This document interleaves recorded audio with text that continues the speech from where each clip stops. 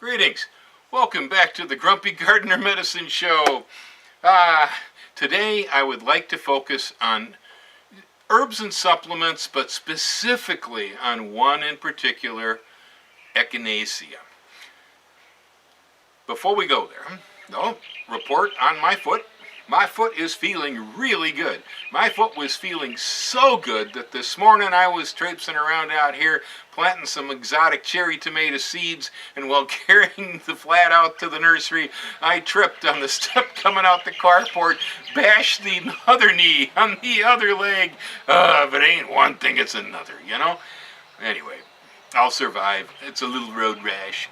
On supplements, I noticed that there's been news articles lately about parents giving children supplements. Now, I do recall my mom used to give me a multiple vitamin as a boy. I, to this day, still take a formula of natural multiple vitamins for people over 50, and so on. Tailor the vitamins to your needs if you're going to take them. I probably don't need them because I have a very good diet, but it doesn't seem to hurt, and I have never noticed a side effect from them personally. But there have been times, because of carpal tunnel syndrome, neural disorders and such, I've had the suggestion to use B vitamins, for instance, B complex, and wow, I cannot take B's in the dosage that they put them in some of those tablets at all. I mean, for me, the amount of crystals from this stuff that come through my body when I end up in the men's room, it's like, man, why does it hurt when I pee? I think I've got syphilis or something. It just burns. Bad news. So not all of us can take high potency vitamins, and if we take these high potency vitamins, they should be with the help and assistance of somebody who is definitely watching out for us. I know I believe it was niacin. Ellen was taking niacin for some reason. It was causing her intense dizzy spells, and she fell over and actually cracked the darn toilet bowl, toilet tank, in the middle of the night from the vitamin supplements that her doctor had prescribed. You got to be careful with this stuff. When you got something rather generic like a multi-daily vitamin, you can take this stuff, but beware of coupling it up with other things, especially specific vitamin supplements internally. Make sure you know what you're doing and test them carefully.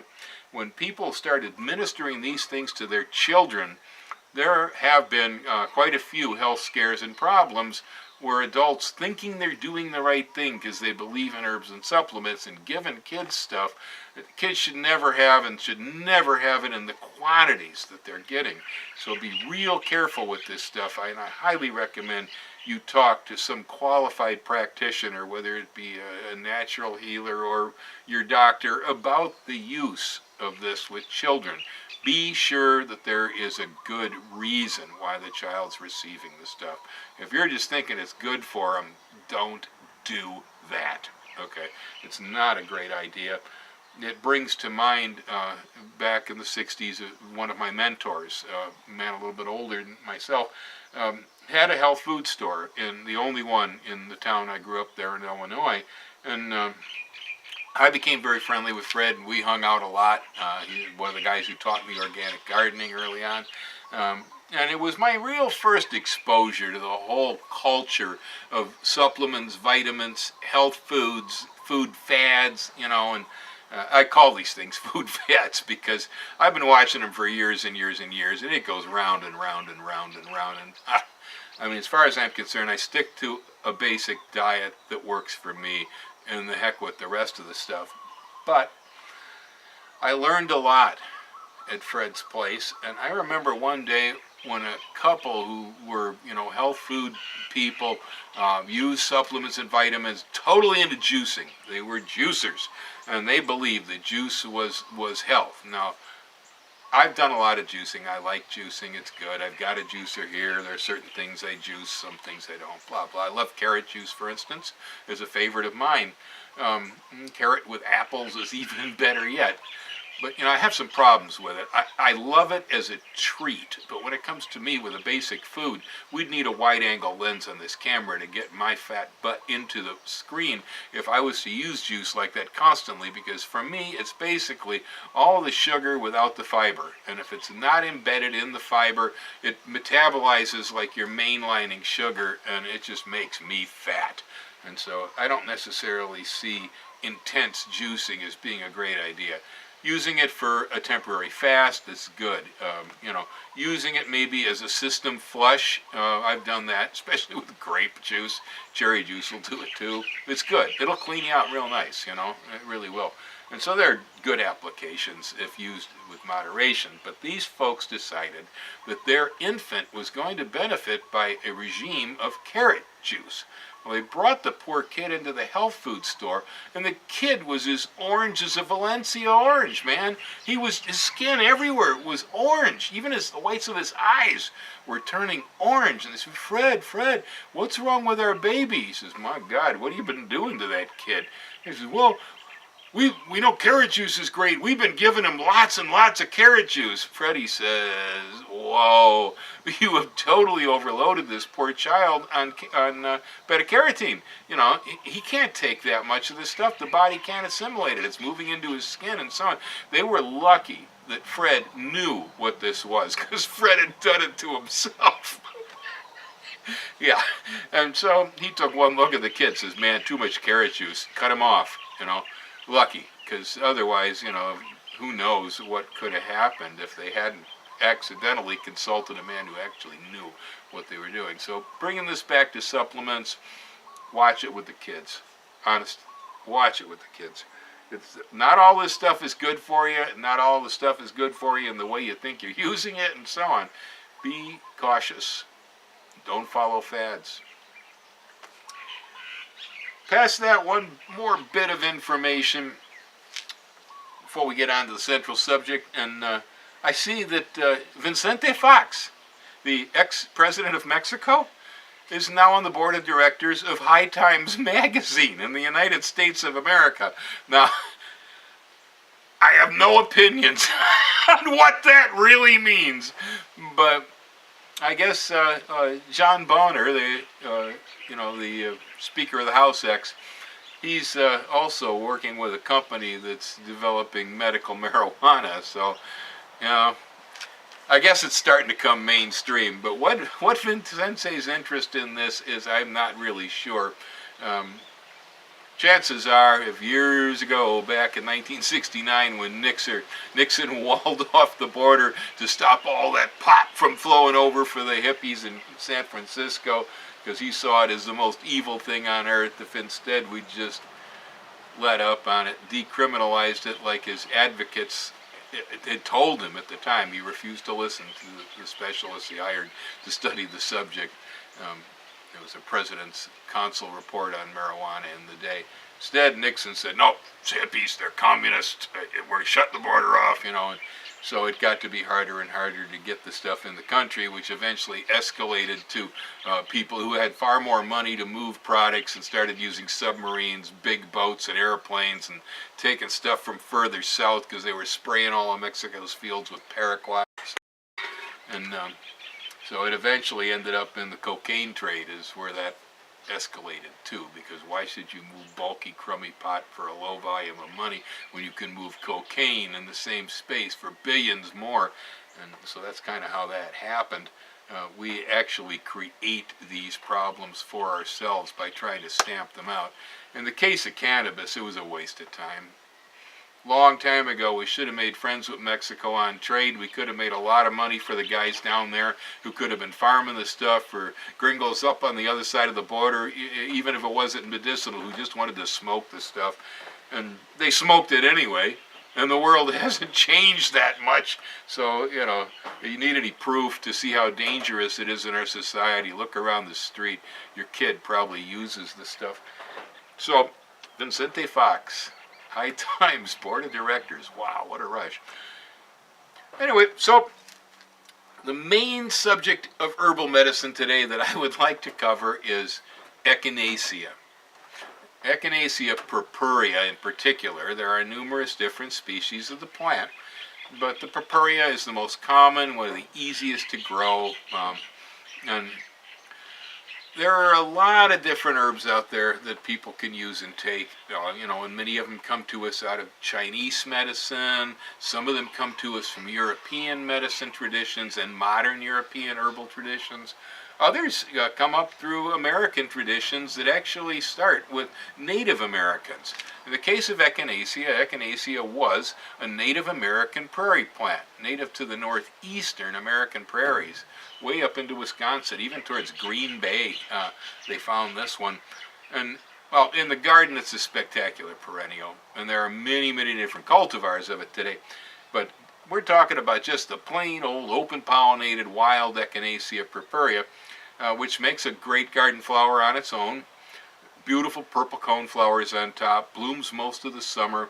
The seeds are good feed in the fall for finches and other seed-eating birds because the stalks are very stiff, the cones are hard and brittle, and the finches will come in even when it's half covered in snow, and they'll feed on the seeds. So it's really nice for wildlife. Great looking in the garden, and it's really good for people if used properly. The Native American tradition was to use it for bolstering and strengthening a person's system. But they also had a few other uses, and one of them is very notable, and they used to chew either bits of the aerial part or particularly the root portion for toothaches. And I don't know if anybody's ever chewed an Echinacea root. Try it. It's pretty cool. It's about like Novocaine. It'll knock pain right out. It's a numbing action. So it does work that way too. But the main purpose most of us use this plant today is to bolster the immune system. There is actually almost nothing like it or comparable in modern pharmacy. And I think, for me, this is the point with herbal medicines. Some herbal medicines work in ways with our body that pharmacy has no equivalence for. Generally speaking, modern pharmacy tends to be Band-Aid approaches. You have a symptom, and so they go in with a drug that works at the symptom. Very seldom do we ever get down to systemic causes or things that actually prevent disease. Echinacea will prevent disease. This is really a rather amazing quality. It has a chemistry in it that is an analog to human interferon, and that's the chemical that we produce in our cells that will go after disease cells and attack them. So it strengthens our immune system. Now, it has to be used with judgment and carefully, because it won't work much if you're already sick. So that sounds kind of strange. But I think most of us understand there are circumstances that we get into where disease can come at us more easily. We become more susceptible under some circumstances than under others. As an example, family reunions. You get together with folks from all over the country. They're all your friends and your relatives, and you're all kissing and hugging, but this guy came from Missouri, he's got one bug. This guy came from Maine, there's one from Tennessee, and so on. And so they're all going to bring together things that maybe we don't have good, strong immunity to. And the likelihood that in these gatherings we might come down with a disease before it's over, at least the common cold, is likely. Travel is another one. Airplanes, ooh, God, airports, and so on and so forth.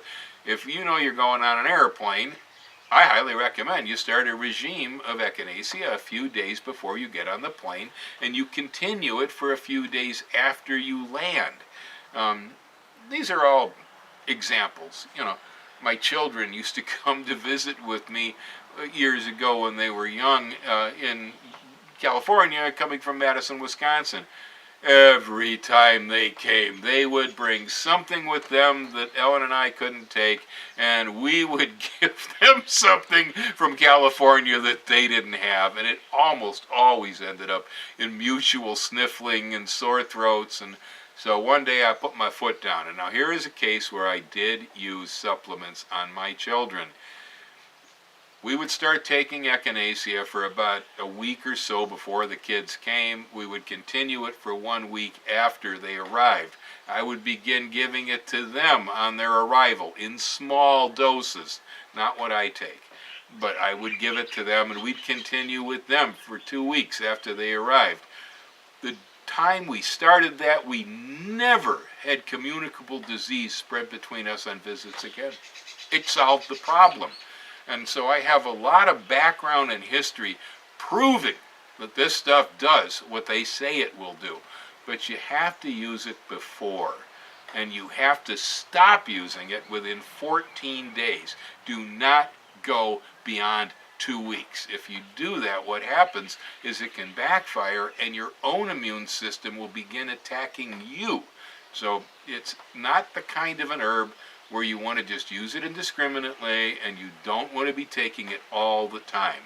Use your judgment, and if you think that you're in a situation where it might help, go ahead and use it for up to 2 weeks. It works. I stake it. There's a couple ways you can do this. If you're an avid gardener, it's easy to grow. Most states of the union, it's a good garden flower. I've raised it definitely from the Midwest across the country over to California with no problems at all. I am now just starting cultivation in Hawaii. I'll let you know how that works out, but I know people do grow that herb here. So it's a very adaptable plant. I'm quite certain I'll get it to work out. Even if I have to put the dormant plant in the refrigerator for the winter. But I'm sure we can get it to grow. So you can grow it yourself. The aerial portions of the plant are usable, so you don't have to waste anything. If you want to cut the plant down while it's still green at the end of the bloom cycle, and use flowers, flower heads, leaves, even the stems dried and ground up, that's okay. The root is the strongest part. And while harvesting the root, we can also make divisions to create more plants. The root, as I say, is also a very good painkiller. But for most of us, that is how we're going to find our Echinacea, is in a tablet. And despite the fact I'm a gardener, I tend to buy it this way because it's cheaper, easier, blah, blah, blah. And if you get the right source, it's good stuff. Now, this particular package says it is Echinacea root, and it's from Echinacea purpurea. That's pretty much just dried and ground Echinacea root. For the price, that is probably the absolute best thing you can buy. You will find products that say root and aerial portions. Depends, they can be okay, but the aerial portion is weaker than the root portion. There are also extracts of the plant. Those can be really good.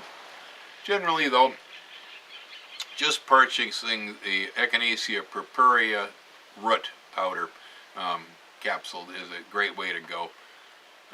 Different people, different body weights, things vary a bit. Follow the instructions on the bottle. I tend to use 3 capsules a day when I'm using the stuff. I usually take them all at once, and that's just the way I am. Probably works better if you take them in 3 intervals during a day. But I got a pretty good body weight, and I can handle 3 of them. Ellen takes 1 or 2. I think this bottle here states 2. This is one that I certainly stake on. Long experience. I've been using this plant for about 50 years, and if used properly, it's a winner, man. There's nothing like it in pharmaceutical medicine. There isn't. I have not heard of it or run across it. Our medicine just doesn't work that way as far as disease prevention. A drug that will prevent a disease, that's kind of a miracle thing. But again, it doesn't work after you're already sick. Go to something else if that's what happened to you. It's a waste of time, and it's not going to be good for you that way anyhow. All right, so we're going to move on. Take a look at growing our own Echinacea and a little bit about the culture. So today we're going to grow our own Echinacea. Right here I have an Echinacea plant that I've started from seed. This is Echinacea purpurea. Purpurea is the most common variety. It's non-hybridized, open-pollinated, non-GMO, pretty much as it was originally found in nature. This plant is one of those really, really fine prairie flowers from the central United States, native prairies. This existed in the far northeastern areas, up in Wisconsin, was where this plant actually was found. As you get farther towards Kansas and out towards Nebraska, there are other varieties of the plant, and to the south we have Augustifolia. There are many different Echinaceas, and there are also cultivars like White Swan with white flowers and many different orange and brightly colored types that are hybridized and so on. But my suggestion that is the original Echinacea purpurea for your flower garden and for your herbal medicine. It's an easy grow and it will reproduce itself from seed, and you can make divisions from it. So right here we have a plant this is grown from seed. The plant took approximately 3-4 months to get to this size. It's ready for transplanting to the next container. Right here in front of me I have what's called the 2-gallon nursery pot.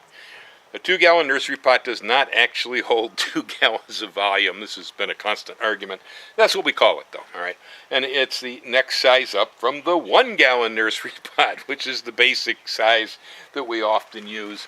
For instance, here is a blueberry plant in a 1-gallon pot. I'm sure you're familiar with this configuration. In the case of the Echinacea, it's going to grow quite rapidly, and I'm hoping to keep it in the same container for the rest of this summer. And so this 2-gallon pot should be just about perfect to use for holding the growth of this 4-inch pot. And so, to get this done properly, first thing we do is put our fingers around the seedling, turn the pot over, give it a wrap. There we go. It's got pretty good root growth underneath it. And we simply just push this in here. The root growth kind of spread because there was cinder in the soil, so it naturally kind of opened the root ball up. Cinder doesn't mesh very well. I don't care for it much as a growing medium, but we use a lot of it here on the island. Well, that's about all there is to getting this baby inside the flower pot. Here you see. Now I've used Pro Mix in this pot, which is a commercial grower's medium, as the container soil. I have embedded in it a bit of fish bone meal. Fish bone meal is a great starter fertilizer. It's high in phosphorus. It makes plants bloom. There's a bit of nitrogen in there too. I'll probably later on top dress it with a little bit of chicken manure, but I intend to grow this herb as an organic, so I'm going to use natural fertilizers. Now, the Echinacea is not only a beautiful garden flower, and this will later in the summer come to produce its first fabulous purple cone flowers, but it's a deciduous perennial, which means it drops the leaves, the stalks, and everything in the wintertime. It don't matter whether it's in Hawaii or whether it's in Wisconsin. This is what it's going to do. Come fall, when this plant's finished with the bloom cycle and the tops come down, we can clip the tops back, take this out of the container while it's dormant. At that point, we're going to find that the crowns have divided a lot. There'll be these little purple spikes at the top of the roots. Those spikes, each one of them, can be divided off to create individual more plants. And so if we go in to harvest the root for our own personal use, the root is the strongest medicinal portion of this plant. But if you choose to recycle the top, then cut the top while it's green, dry it, grind it to a powder. Oftentimes you find in jars, you'll see it's floral and aerial parts, or its root, or its extract. You know, we're probably not going to be doing extracts at home, and so your strongest medicine will come from the root. In the process of dividing the crowns, you can take some of them, put them back into other containers for next year's development, so you have a larger crop than you did the first year. You will also be able to take the rest of it, trimmings and other bits and pieces, and turn them into your herbal medicine. That's all there is to it. Very simple. Alrighty, folks, I'm feeling as grumpy as usual. Aloha, hang loose, and thanks a lot for watching the show.